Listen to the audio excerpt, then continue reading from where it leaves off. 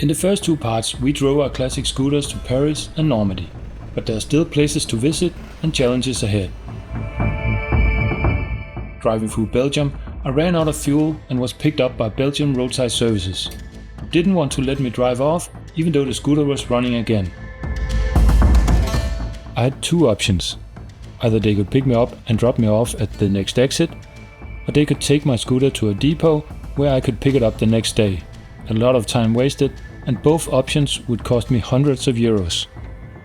After more discussion and frustration, I chose the cheapest. Drop me off at the next exit.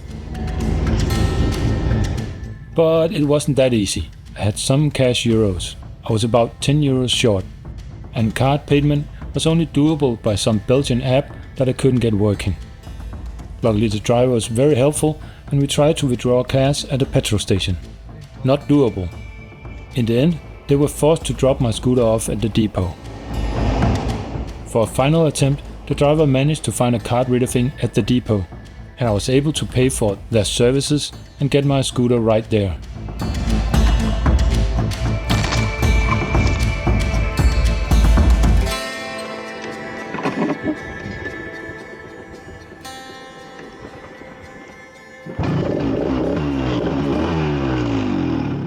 Pulled it outside the depot place, kicked it once and it started. No problems. For f***'s sake.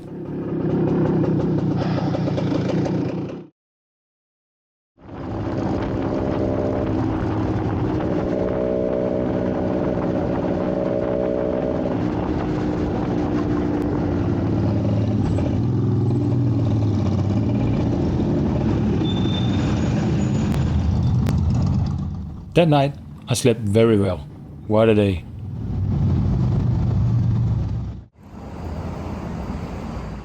The next morning, we were all on the road again. On the highway with a clear goal. 150 kilometer stretch out of Belgium, through a little corner of Holland and into Germany. On the way, an exhaust manifold broke and gave the Lambretta a more sportier sound.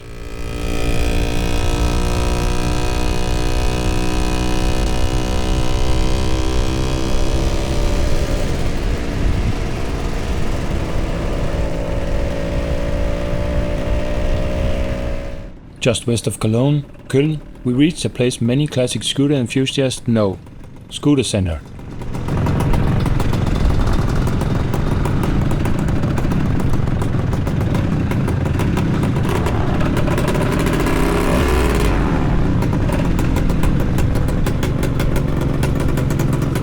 When we do our yearly shrimp run in Denmark, ScooterCenter is one of the sponsors.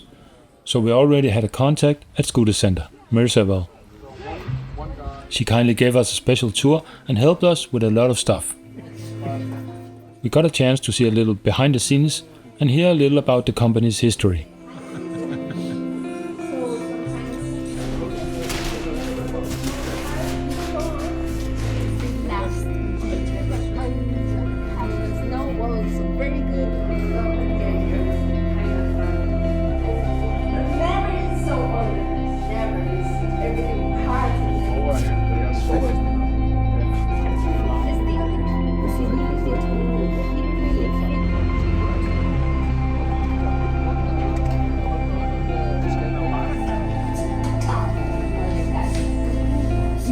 ScooterCenter is an online store, but you can also come to the little showroom and do your order there.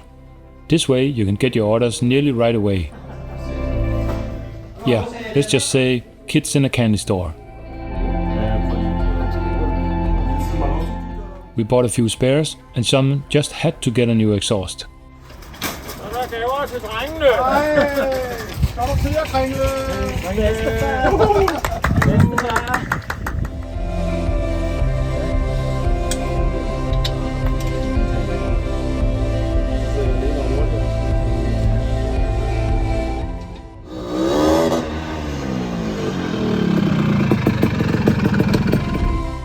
I replaced my rear tire, which clearly showed signs of use.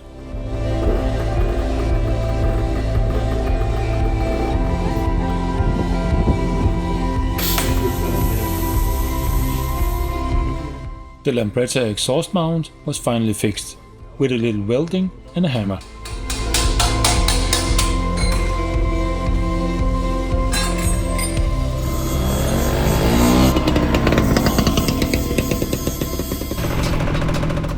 We ended up spending most of our day at ScooterCenter before leaving.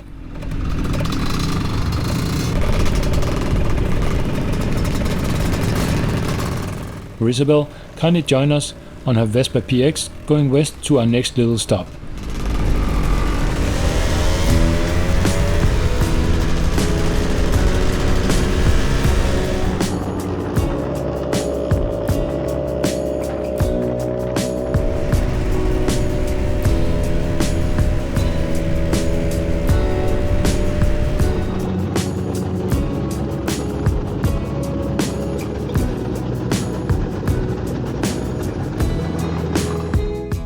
One of the new exhausts apparently wasn't secured well enough. An easy 5-minute fix. On a trip like this, you end up doing a lot of refuels, so we simply had to visit this special petrol station. Now for Cologne, there's an all-in with a helicopter on the roof and an airplane next to it.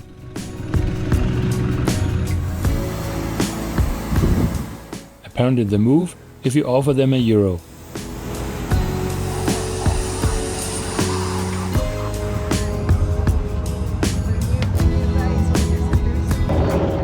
We headed a little further north, this time to see some things with more than 2 wheels.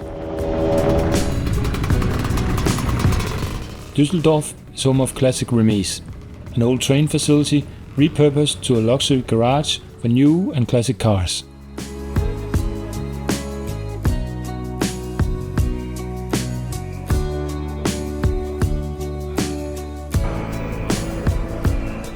The place has an overwhelming amount of crazy cars, absolutely packed together.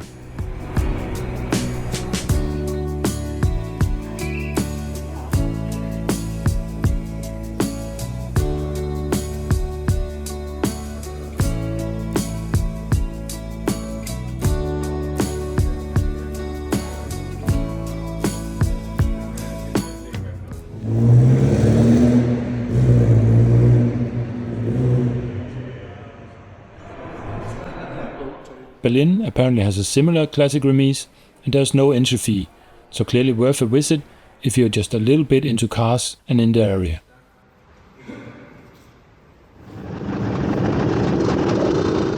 For the last stop of the day, we headed north to a town called Gelsenkirchen, north of Essen.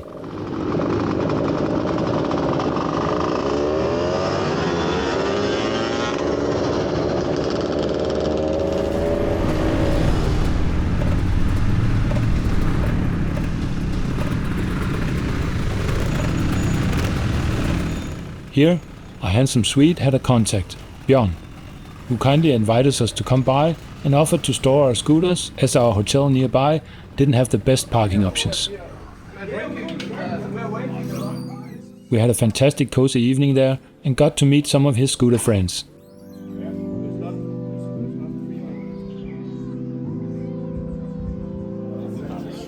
I see even more great scooters.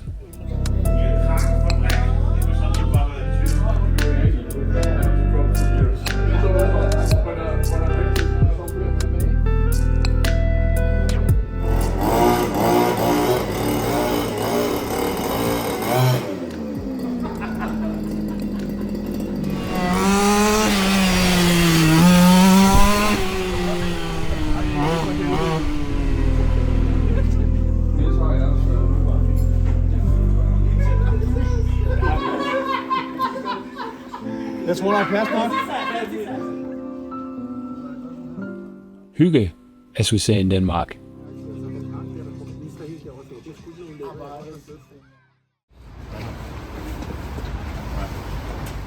The next morning, we picked up our scooters at Björn and headed out.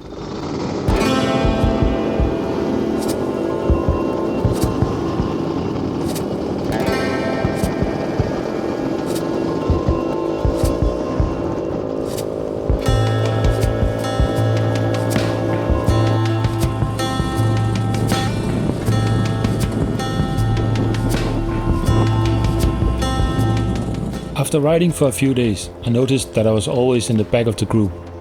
I don't think my scooter was the slowest of the group, but I clearly wasn't pushing it as hard as I could. After breaking down twice last year, I had the constant feeling in the back of my head not to push the scooter too hard. A fear of breaking down.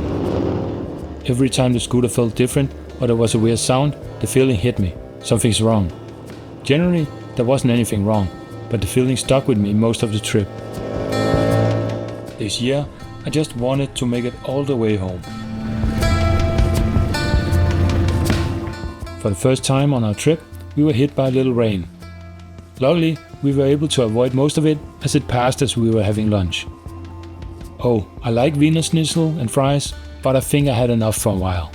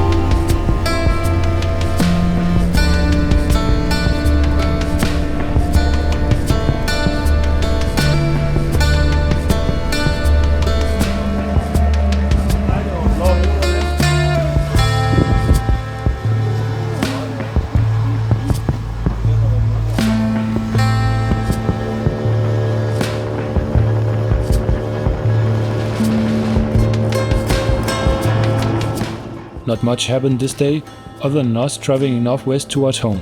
The weather forecast was looking pretty moist for Sunday, so our plan was to try to get home a day earlier.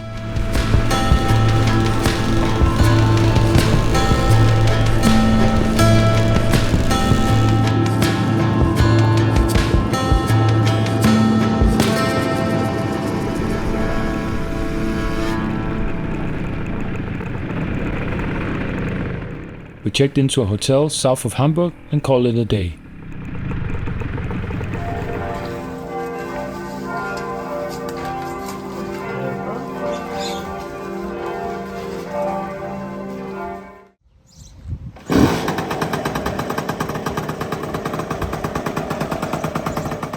Friday, we was up and at it again.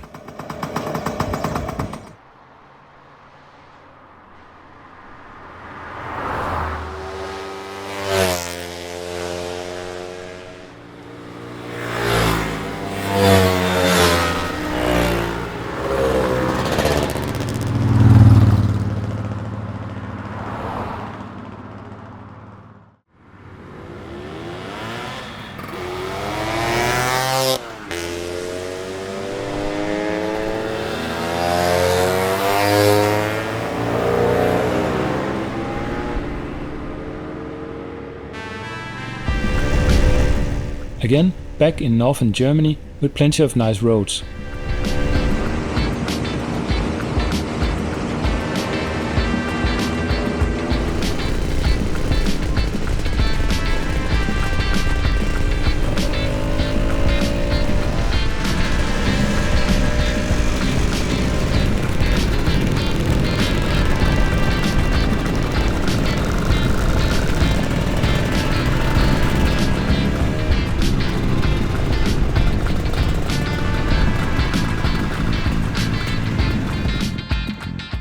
And a quick coffee along one of the many rivers in the area.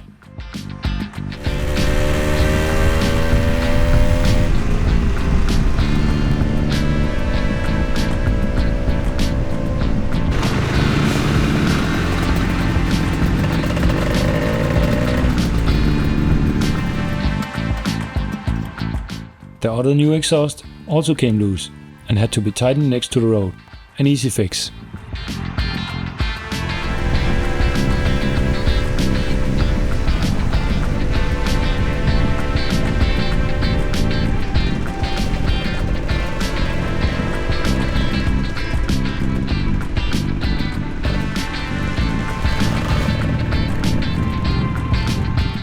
In the afternoon, we reached the last hotel in Lübeck and settled in. This was a planned short day, so we had plenty of time to go out and enjoy the last night. Celebrate a good trip and the fact that all of us, hopefully, would make it home.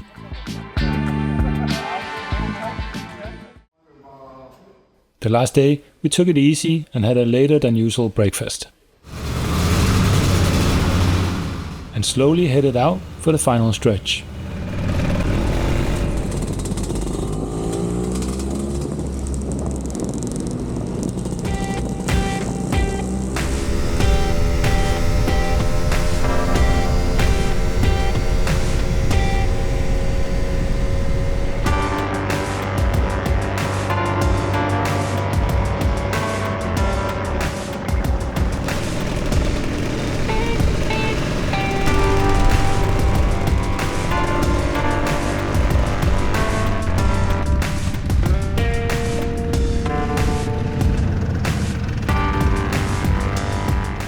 After 1.5 hours, we reached the ferry back to Denmark.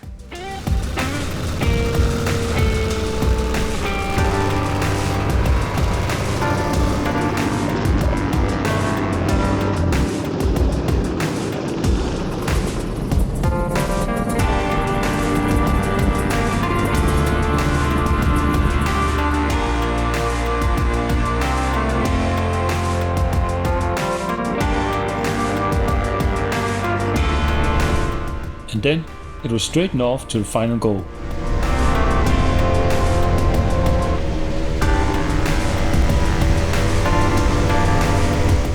On the first day, we took this stretch mainly on normal roads, but this time we all got used to highways and just wanted to get home.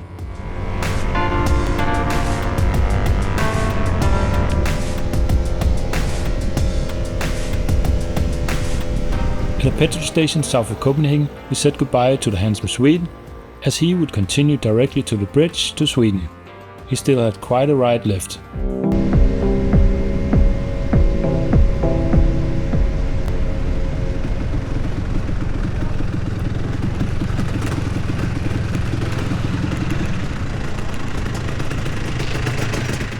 And finally, Saturday afternoon, the rest of us joined up at Peter's garage to say our farewells and officially wrap up the trip. In the end, 10 days, 9 hotels, about 40 fuel stops, way too many Wiener Schnitzels, about 3,400 kilometers, some fantastic places visited, and a lot of fun and laughs. No serious, real breakdowns. All stuff that fairly easy could be fixed when needed or caught before it became a problem.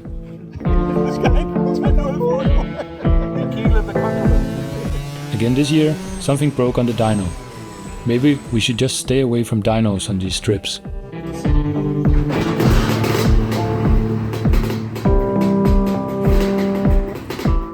And being picked up by roadside services in Belgium and not allowed to drive away by yourself? Is this a thing or was this a scam? I wasn't able to find any information online. Comment below the video if you know anything.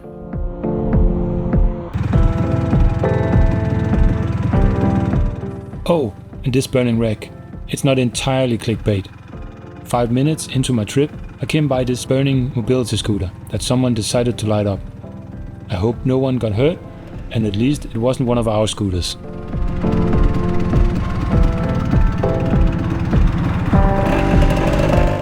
That's it for part 3 and our Denmark to Normandy adventure. I hope you enjoyed the story of this year's trip. Feel free to like and share the video, and you're welcome to comment if you have any tips on great places to visit on a classic scooter. If you haven't already watched the video from last year's trip to Italy, I really think you should.